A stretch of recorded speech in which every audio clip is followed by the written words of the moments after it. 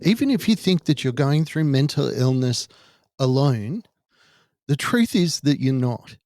If you're part of a family, your family is going through the lived experience of mental illness with you. And that's something that we as sufferers don't really seem to understand.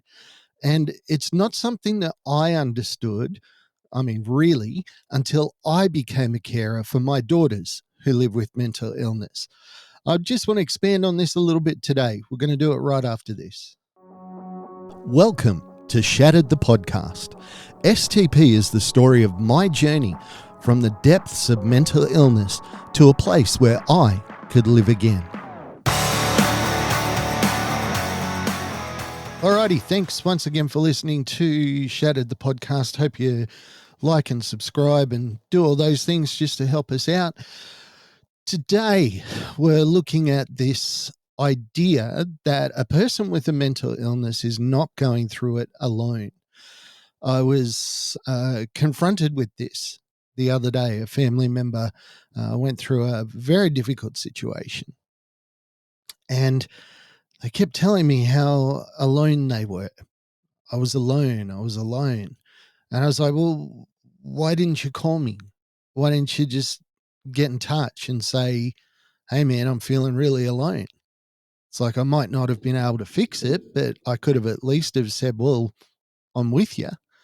And when somebody takes their life, it's the people that are left behind that bear the brunt of that pain, the guilt and the trauma of the fact that you have given up or checked out or had too much. This idea that a person with mental illness is by themselves is first off, it's their head lying to them. Okay, so it's not like it's not happening inside you. It is, but your head is lying to you. It's telling you something that is patently untrue. Because even if you like your parents or your family, or you don't like them, or however you feel about them, they are going through this with you. And that's people that you're close to as well. Like if you've got flatmates or something, if you're going through a severe mental illness struggle, they're going through it as well. So it makes sense that we open up those lines of communication. Now, it's the hardest thing in the world to try and open up to somebody to say, I'm in pain. Even if they know you really, really well, even if they know your situation, it's still hard to go, man, I'm suffering. I'm really struggling right now. But I know for a fact that it is the best thing that you can do. It's the hardest thing, but it's the best thing. Just to reach out to somebody that's not in your own head and say, mate, I'm just feeling really hopeless and pathetic today. I feel unwanted. I feel unloved. I feel unlovable. Now, that person isn't going to be able to just go, well, mate, I love you, pat on the back, everything's fixed. But they can at least sit down in the mud hole with you. Go, you know what, man, that sucks. Is there anything I can do? Would you like me to do something? If not, let's just sit here and deal with it together. It's that old adage about the difference between sympathy and empathy. Somebody is down in a hole. To be sympathetic, you walk past, you look down at that person and go, oh man, that's so sad that hole's there. Why did they dig a hole there? Why didn't they put signs around it? Why didn't they say, oh, I feel so sorry for that person that's down there? That's sympathy, and it's heartfelt, and it's honest. But empathy is going, there's somebody down a hole. How can I help them get out? Go and get a ladder. Go and get a rope. You put a ladder down. You climb down into the hole with them and go, hey, we're in this together. We either climb out together or we stay here together, but you're not alone. It's an incredibly hard thing to do, particularly as a carer, because you're constantly on guard. You're constantly waiting for the hammer to fall, the sword of Damocles hanging over your head. If you say the wrong thing, it's going to come down, it's going to decapitate you. So what do? You don't say anything, or you try to stay out of the person's way. But in doing so, you make the person feel like they are alone. The only way to change that narrative, the only way to make that narrative so that it's not there, is to open up those avenues of conversation with the people around you. Just to say, look, there's going to be times I don't need you to do anything. I just need you to tell me it's going to be okay. Other times, I'm not going to need you to say anything. If you just give me a little bit of space, but find a way to communicate that. My son was having an issue with some kids in one of his classes, and he was told by another teacher that he'd been in a couple of fights, and that was unacceptable. And if he felt his temper rising, he had to just leave. Well, he walked into a situation, these kids were making his life a little bit hard. He started to get angry, so he walked away, which was the right thing to do. It was the wise thing to do. It was the correct thing to do. But the way he did it was completely inappropriate. Teacher turned around and went, "Oh, where's this kid?" And everybody's like, "I don't know. He just walked off." That's the thing. There's a right way and a wrong way to do it. And if you just keep disappearing, if you say, I don't need anything, and you just disappear and you haven't told anyone that, they don't know if you're sitting in your room contemplating suicide.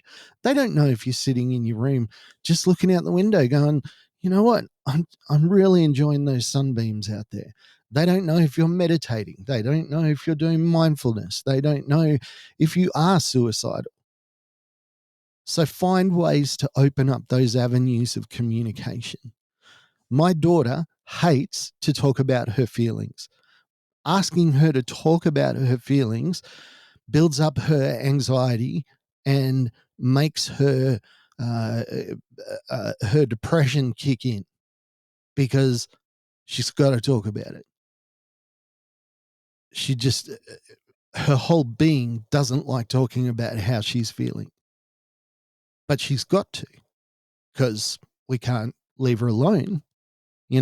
Do we just take the door off her bedroom, uh, of her bedroom, and then just keep an eye on her all the time?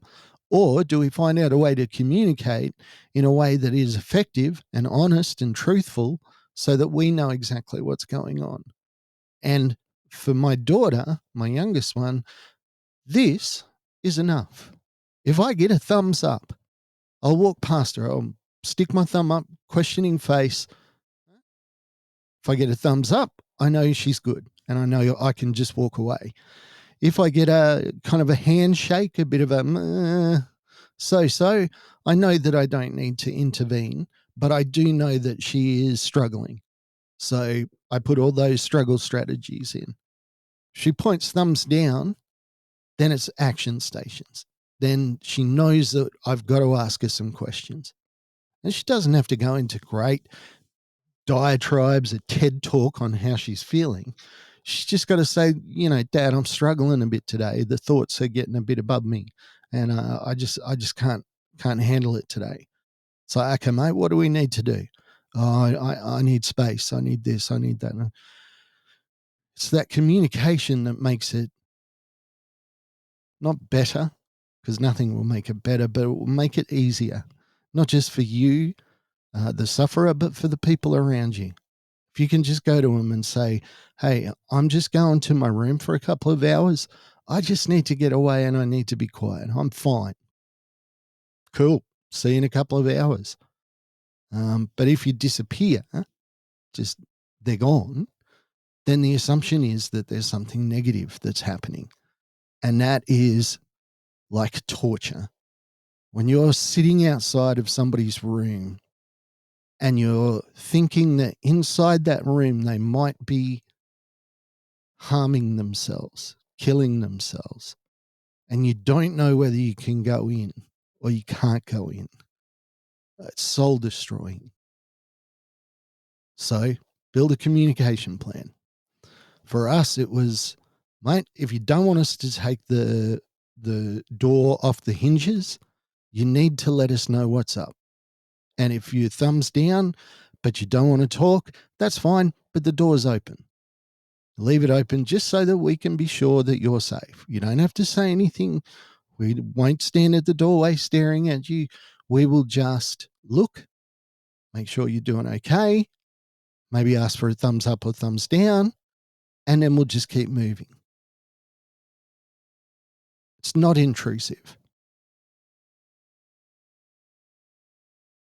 But we know exactly where she's at any time to stop ourselves from torturing ourselves. Sitting outside in the lounge room and she's in a bedroom. It reminds me of when I was standing over her bed. She was intubated. She was near death. She tried to take her own life, and I didn't know if she was going to live or not. That's the same feeling I have had in that lounge room, wondering what's going on in the bedroom, wondering what action that they're going to take or not take. That's why your family's going through it with you. And it's hard. I'm not saying it's easy. I'm not saying that we got it right on the first time. We didn't. We didn't get it right on the second time or the third time or the fourth time or the fifth time. But eventually we built this way of communicating. It seems simplistic, but it's effective.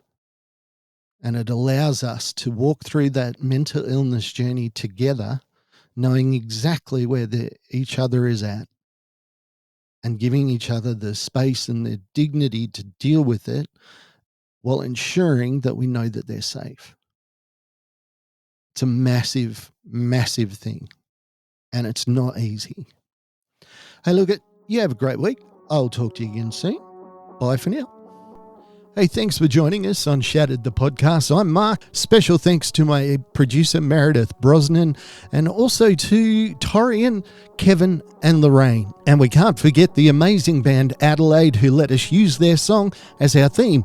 For more information, check us out on all your socials, STP Shattered the Podcast.